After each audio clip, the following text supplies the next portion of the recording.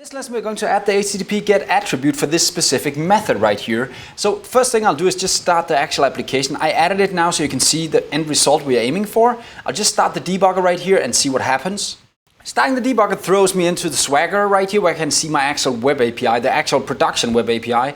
And because I just added that attribute right here, the HttpGet attribute, it now knows that this is going to be a GET request. When I click the attribute and I test it by calling try it out and executing right here, you'll see I hit that breakpoint, meaning that I just hit this specific attribute right here. So the point is, it's very important that we have the right attributes on the right methods in our code. So let's just do this test-driven now in this example right here. I'll just shut down the application again and I'll just remove the attribute, and now we'll try and do a test-driven. Now I already prepared this because I don't want to waste your time again, and most of this is not new. So I'll just talk a little bit about what I'm actually doing right here.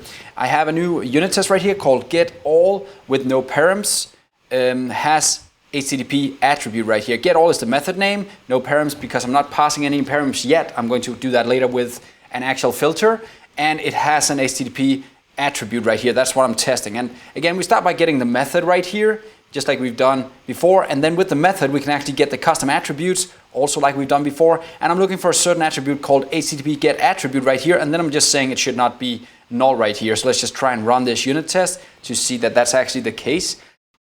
Now the test of course fails. Why does it fail? Because right now I don't have that attribute on my controller, so let's just go and add it. There we go, now we have the HttpGet attribute, and then let's try and rerun this unit test just to see that we are now actually have a running unit test. And again, that was how easy it is to now test these different areas right here. When you kind of get the hang of it, it's very easy to start getting these attributes in there. And again, if by mistake somebody goes in here and puts in a put here, because they don't know what they're doing, or they just made a simple mistake, the unit test will actually save them right here and just catch that error and say, I wanted to get, you put in a put, something is wrong, we need to go and fix that, right? So that's the goal of it, and again, it's not really that hard to do a unit test for this, so go and do it, and next lesson we will just continue and actually start using mocks again instead of these reflection types that we've been using until now. So see you next time, have fun.